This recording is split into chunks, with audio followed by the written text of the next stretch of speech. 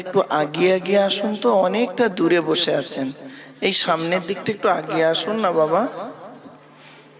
আমার বাবাজি যুবক ভাইদেরকে আমি আবেদন নিবেদন করছি, আমার বাবাজিরা যুবক ভাইরা আপনারা আগিয়ে আগিয়ে আসুন, এই সামনের দিকটা বসুন, অনেকটা জায়গা ফাঁকা আছে। আগিয়ে চেয়ার আগিয়ে নিয়ে চলে আসেন, চেয়ারগুলো আগিয়ে নিয়ে চলে আসেন, চেয়ারগুলো আগিয়ে নিয়ে চলে আসেন। আচ্ছা, মা বোনেদেরকে বলি, আমার মা বোনেরা আপনারা একটু গায়ে গায়ে বসবেন। আপনারা অনেক জায়গা ফাঁকা রেখেছেন, আপনারা একটু গায়ে গায়ে বসার চেষ্টা করবেন। মায়েরা বোনেরা আপনারা ধীরে স্থির ভাবে বসে কথাগুলো শোনার চেষ্টা করবেন। আর বাবাজি যুবক ভাইদেরকে বলছি, আপনারা কোনো ডিস্টার্ব করবেন না, দয়া করে মেহেরবানি করে একটু গায়ে গায়ে বসার চেষ্টা করুন। আলহামদুলিল্লাহ আলহামদুলিল্লাহি নাহমাদুহু ওয়া নাস্তাঈনুহু ওয়া নাস্তাগফিরুহু ওয়া নু'মিনু বিহি ওয়া নাতাওয়াক্কালু আলাইহি ওয়া নাউযু বিল্লাহি মিন শুরুরি আনফুসিনা ওয়া মিন সাইয়্যাতি আ'মালিনা মান ইয়াহদিহিল্লাহু ফালা মুদিল্লা লাহু ওয়া মান ইউদ্লিলহু ফালা হাদিয়া লাহু ওয়া নাশহাদু আন লা ইলাহা ইল্লাল্লাহু ওয়াহদাহু লা শারীকা লাহু ونشهد أن سيدنا وحبيبنا ونبينا ومولانا محمدا عبده ورسوله الذي أرسله بالحق بشيرا ونذيرا وداعيا إلى الله بإذنه وسراجا منيرا فقد قال الله تعالى في كلام المجيد والفرقان الحميد أعوذ بالله من الشيطان الرجيم بسم الله الرحمن الرحيم ونزلنا عليك الكتاب تبيانا لكل شيء وهدى ورحمة وبشرى للمسلمين। এই কোরআনের আয়াতটি কোথায় আছে? কোনো ডিস্টার্ব করবেন না, কেউ চুপচাপ। কমিটির ভাইদেরকে বলছি, আপনারা কোনো ডিস্টার্ব করবেন না। মা বোনদেরকে বলছি, মায়েরা বোনেরা কোনো আওয়াজ করবেন না, চুপচাপ বসে কথাগুলি শুনুন। আমি খুব চিৎকার চেঁচামেচি করব না, টু দি পয়েন্টের উপরে কয়েক কটা কথা আমি বলে মোনাজাত করব। তবে গুরুত্বপূর্ণ কথা বাপেরা আমি আপনাদের হাতে ধরে বলছি, আপনারা কোনো ডিস্টার্ব করবেন না। আর একটা কথা বলি, যারা আলেম হাফেজ নিচেই বসে আছেন, যারা আলেম হাফেজ নিচে আছেন, দয়া করে স্টেজে চলে আসুন, দয়া করে স্টেজে চলে আসুন। যারা আলেম হাফেজ নিচেই বসে আছেন বাবা। আল্লাহ পাক বলেন ওয়ানাজ্জালনা, মা বোনেরা ভালো করে শুনে নিন, বুঝতে না পারলে আমাকে বলবেন। আল্লাহ বলছেন ওয়ানাজ্জালনা আলাইকাল কিতাবা তিবিয়ানান লিকুল্লি শাইইন। কোরআনের আয়াতটি 14 নম্বর পারার 16 নম্বর পৃষ্ঠা 4 নম্বর লাইন, সূরার নাম সূরা নাহলে আল্লাহ বলছেন। এর বাংলা অর্থ কি? আল্লাহ বলছেন, নবী তোমার উপরে একটি কিতাব অবতীর্ণ করেছি, সে কিতাবটির নাম হলো এই কোরআন। এই কোরআন নাজিল করেছেন আল্লাহ পাক নবীর উপরে। তো এই কোরআনের ভিতরে পৃথিবীর সমস্ত জিনিসের বর্ণনা এই কোরআনের ভিতরে ডাইরেক্ট ইনডাইরেক্ট দলিল সহ আল্লাহ দিয়েছেন। জোরে বলুন সুবহানাল্লাহ। চলুন আজ আমরা কোরআন থেকে বেশ কিছু জিনিস শিখবো, জানবো, বুঝবো। আপনারা আমাকে ডেকেছেন কেন? ডাকার উদ্দেশ্য হলো তিনটি, জলসা দেওয়ার উদ্দেশ্য হলো তিনটি। 1 নাম্বার, আস্তে, অজানাকে জানা। কি বললাম বাবা? অজানাকে জানা। 2 নাম্বার, ভুল সংশোধন করা। কি বললাম? 3 নাম্বার, কিছু পরামর্শ নিয়ে নেওয়া। কি পরামর্শ দেব? আমি নিজের থেকে কোনো পরামর্শ দেব না, এই আল্লাহর কোরআন নবীর হাদিস থেকে কিছু পরামর্শ আপনাদেরকে দেব। সেই পরামর্শ মোতাবেক যদি আপনি পৃথিবীতে চলতে পারেন, আশা করা যায় শান্তিতে থাকতে পারবেন, পরকালে জান্নাতে যেতে পারবেন। ব্যাস, এই তিনটি কথা। আর আলোচনাটা হবে কিসের উপরে? 1 নাম্বার আলোচনা হবে আল্লাহর কোরআন থেকে, 2 নাম্বার আলোচনা হবে নবীর হাদিস থেকে, 3 নাম্বার আলোচনা হবে ইজমা কিয়াস থেকে, 4 নাম্বার আলোচনা হবে বিজ্ঞান থেকে। ক্লিয়ার না? বুঝতে পারছেন না? আমি চিৎকার চেঁচামেচি করে বলছি না, কেন জানেন? টু দি পয়েন্টের উপরে কথাগুলো আপনাদের মাথায় ঢুকিয়ে দিন। বেশি না, আধা ঘন্টা সময় আপনারা দিন, তারপর ক্লিয়ার হয়ে যাবেন। মা বোনেদেরকে বলছি, মায়েরা বোনেরা, আপনারা কোনো ডিস্টার্ব না করে কথাগুলো একটু শ্রবণ করুন। মা বোনেদের সম্পর্কে আজকের বেশ কিছু কথা আমি বলবো ইনশাআল্লাহ, যেটা বাস্তবে ঘটছে সেই ধরনের কিছু কথা আমি বলবো ইনশাআল্লাহ। মা বোনেরা একটু কথাগুলি ফলো করবেন। আমার ধারণা পুরুষের থেকে নারীর সংখ্যা আজকে বেশি, এটা আমার ধারণা। তো সেজন্য মা বোনেদেরকে আমি বলি, মায়েরা বোনেরা, আপনারা কথাগুলি একটু মাথায় রাখুন। একবার আমরা নবীর উপরে দরুদ পাঠ করব। আল্লাহুম্মা সাল্লি আলা সাইয়্যিদিনা মাওলানা মুহাম্মদ ওয়া আলা আলিহি ওয়া আসহাবিহি ওয়া বারিক ওয়া সাল্লিম। আবার একবার পড়ুন, আল্লাহুম্মা সাল্লি আলা সাইয়্যিদিনা মাওলানা মুহাম্মদ ওয়া আলা আলি সাইয়্যিদিনা মাওলানা মুহাম্মদ। আবার একবার পড়ুন, আল্লাহুম্মা সাল্লি আলা মুহাম্মাদিন ওয়া আলা আলি মুহাম্মদ কামা সাল্লাইতা আলা ইব্রাহিম ওয়া আলা আলি ইব্রাহিম ইন্নাকা হামিদুম মাজিদ। আল্লাহুম্মা বারিক আলা মুহাম্মদ ওয়া আলা আলি মুহাম্মদ কামা বারাকতা আলা ইব্রাহিম ওয়া আলা আলি ইব্রাহিম ইন্নাকা হামিদুম মাজিদ। 3 রকম ভাবে পড়লাম। যে যেরকম ভাবে পড়তে ভালোবাসে সে সেই রকম ভাবেই পড়বেন। এ নিয়ে মারামারি ঝগড়া ফিতনা ফাসাদ করবেন না। কবরে গেলে আপনারা জানেন, ও এখানে ঘিরে দিচ্ছে কেন? ও মহিলারা ওখানে ফুল হয়ে গেছে, বাহ আলহামদুলিল্লাহ, ঠিক আছে ঠিক আছে ঠিক আছে। আমার মা বোনেদেরকে বলি, মায়েরা বোনেরা, আপনারা ধীর স্থির ভাবে শুনুন। বাবাজিরা, যুবক ভাইরা, ভালো করে শিখে নিন। এখানে বসে কয়েকটা কথা, আমি গুরুত্বপূর্ণ কথা বলবো আপনাদেরকে। আমাদের সৃষ্টিকর্তার নাম কি? জোরে বলুন, আল্লাহ। তিনি পাক না নাপাক? পাক। কোরআন কার বাণী? পাক না নাপাক? পাক। মসজিদ কার ঘর? পাক না নাপাক? পাক। কি দাঁড়ালো? আল্লাহ পাক, তার কথা পাক, তার ঘরও পাক, তাই তো নাকি? এবার আল্লাহ নিজেই বলছে, আমি পাক, আমার কথা পাক, আমার ঘর পাক। তো আমার ঘরের দায়িত্ব যারা নেবে, সভাপতি, সেক্রেটারি, ক্যাশিয়ার, কমিটি, কেন নাপাক হবে? যাকে তাকে মসজিদ কমিটি করবেন না। মা বোনেদেরকে বলছে, মায়েরা বোনেরা, আপনাদের স্বামীদেরকে বলবেন, মসজিদ কমিটি হতে গেলে কোরআনে আছে 5টা গুণ লাগবে। কয়টা? 5টা।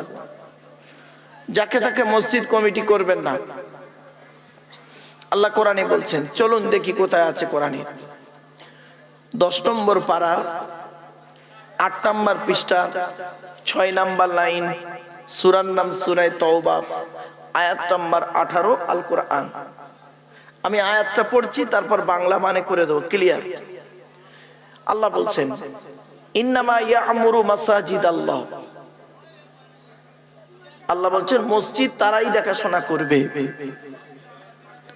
এক নাম্বার হলো মান আমানা বিল্লাহ, যে ব্যক্তি আল্লাহকে 100% বিশ্বাস করবে। এক নাম্বার 100% যে ব্যক্তি আল্লাহকে বিশ্বাস করবে ওই লোকটা মসজিদের দায়িত্ব নিতে পারবে। 2 নাম্বার ওয়াল ইয়াউমিল আখিরি। এই বাইরে কারা কথা বলছে দেখো তো বাবা, এই যুবক কমিটির ছেলেরা, ওদেরকে বলো যাও বাড়ি চলে যাও, নইলে প্যান্ডেলে ঢোকো। আমি আধা ঘন্টার বেশি ওয়াজ করবো না, ভয় নেই, তবে যে কটা কথা বলবো যেন ব্রেনে ঢোকে। একদম বাইরে কোনো কথা বলবে না। মহিলারা কোনো কথা বলে না, মহিলারা চুপচাপ আছে। এই চ্যাংড়া ছেলেগুলো না, এরা বোঝে না, এরা চিৎকার চেঁচামেচি করে। এত সুন্দর জলসার প্যান্ডেল করেছেন, কই মেয়েদের প্যান্ডেলটা তো এত ভালো করেননি, ঠিক না বেটি? এখন যদি আপনাদের বলি আপনারা আমার উপরে রেগে যাবেন। কেন? ছেলেদের প্যান্ডেলে দেখুন কত সুন্দর প্যান্ডেল, আর মেয়েদের প্যান্ডেলটা দেখুন কি বিচ্ছিরি হয়ে আছে। কেন?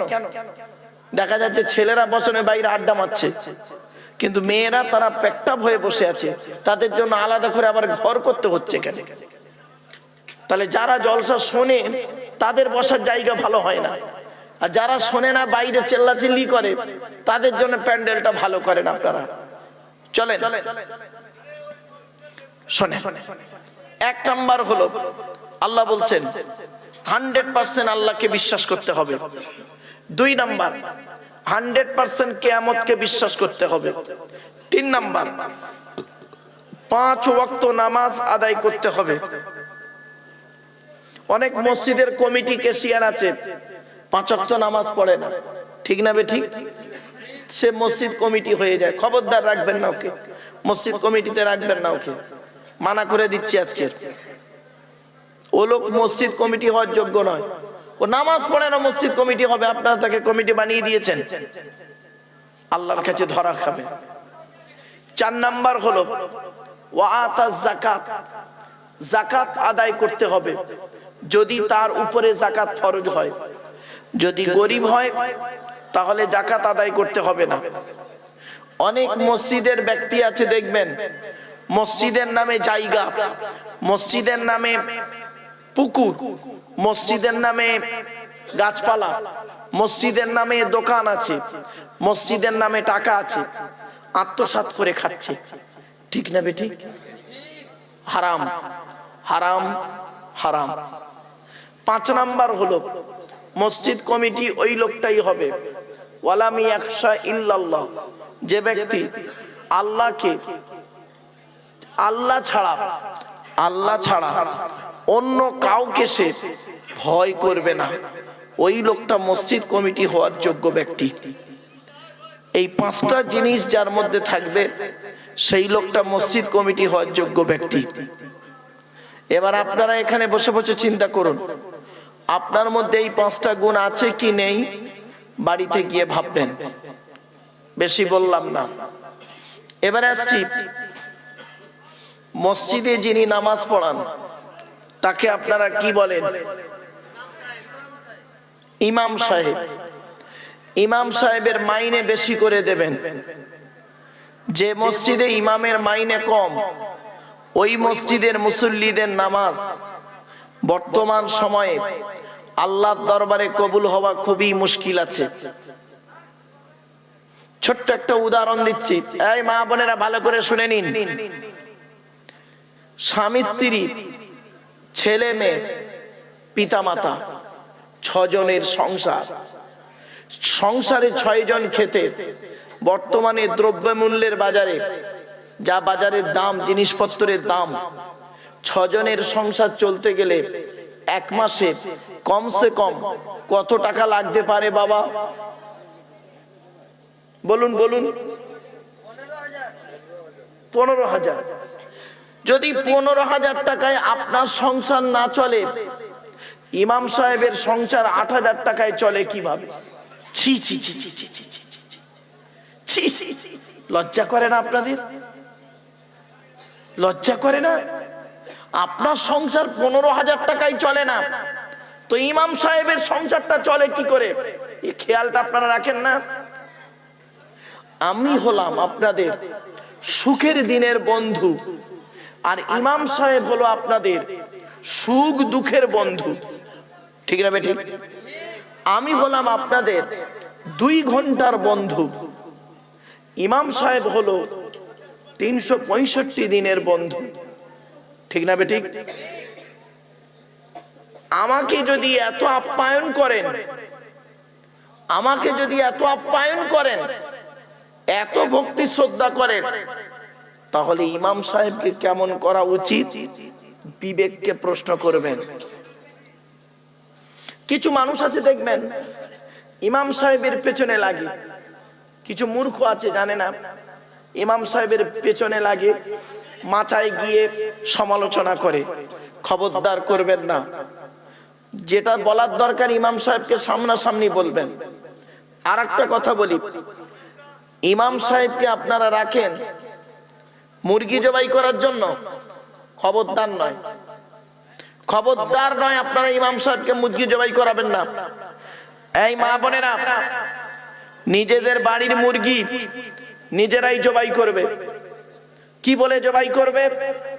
মা বোনেদের বলে দিচ্ছি, মায়েরা বোনেরা, বাড়ির মুরগি বিসমিল্লাহ আল্লাহু আকবার বলে জবাই করবে, বিসমিল্লাহ আল্লাহু আকবার বলে জবাই করবে, ওতেই আল্লাহ কবুল করবে। ইমাম সাহেবের কাছে পাঠাতে হবে না।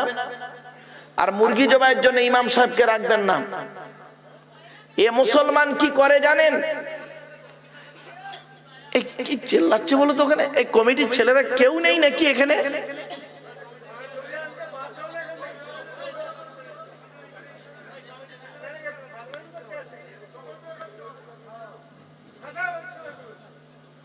আসলে না,